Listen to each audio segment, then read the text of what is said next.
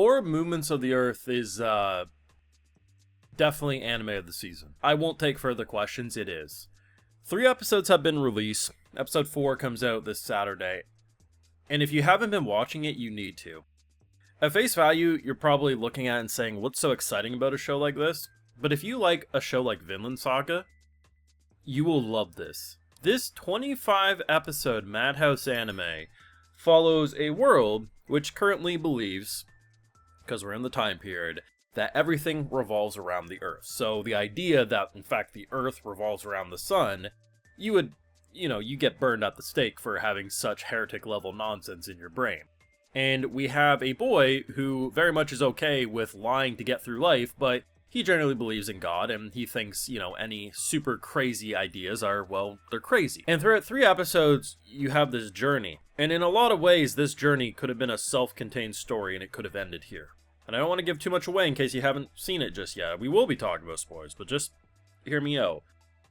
And through meeting an old, tortured guy who really has some wild ideas, he gets pushed onto that path to start realizing maybe things aren't actually revolving around us, but we're revolving around them. And the amount of torture and blood that this church is willing to commit to anyone who goes against the church doctrine. And by the end of episode 3, I saw a plot twist that might be the biggest plot twist I've seen all freaking year. I assure you, that's not an exaggeration. And I will break into that more why later.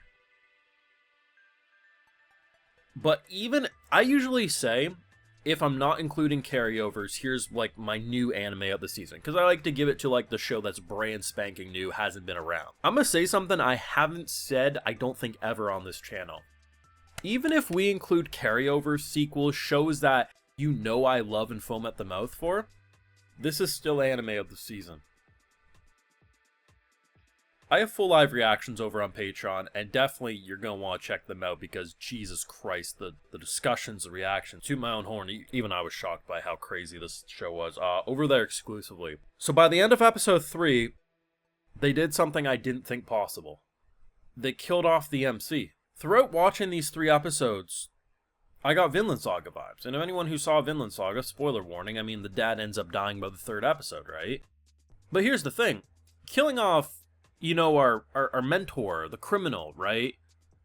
Sure, like that. After the end of episode 1, I'm thinking this dude's going to survive up to episode 10. He's going to teach us in secret, and then eventually he'll die, he'll pass the torch. He gets killed off early. Sure, whatever. But then by the end of throughout episode 3, I'm thinking, okay, at the end of episode 2, we learned that his dad is apparently, into astronomy. And very clearly, he even revises our notes, which apparently, what the hell's going on here? So I'm thinking, okay, you kill off one mentor to bring in another one. They're going to do it in secret. Little father-son tag team. Okay, he gets discovered, whatever. And what ends up happening is, and I know I'm not alone.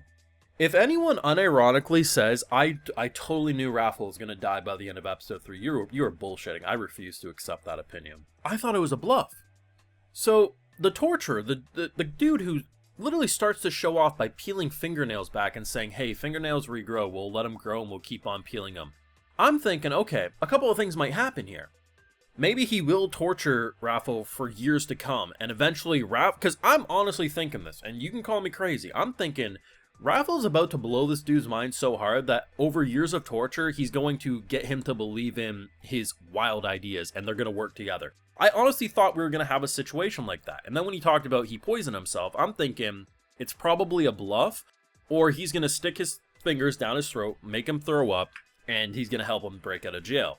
And even when I saw him getting burned at the stake, I thought to myself, that's not actually happening. I'm thinking it's a misdirect. And then they do 10-year time skip. Someone finds the box of both the original researcher's notes and the letter he wrote, and it says Earth. This is a bold direction to go because Raffle as a character was everything I needed. He was a character who wasn't afraid to lie to people's faces, but he also was a very nice person in general who just had more modern ideas than this world was ready for.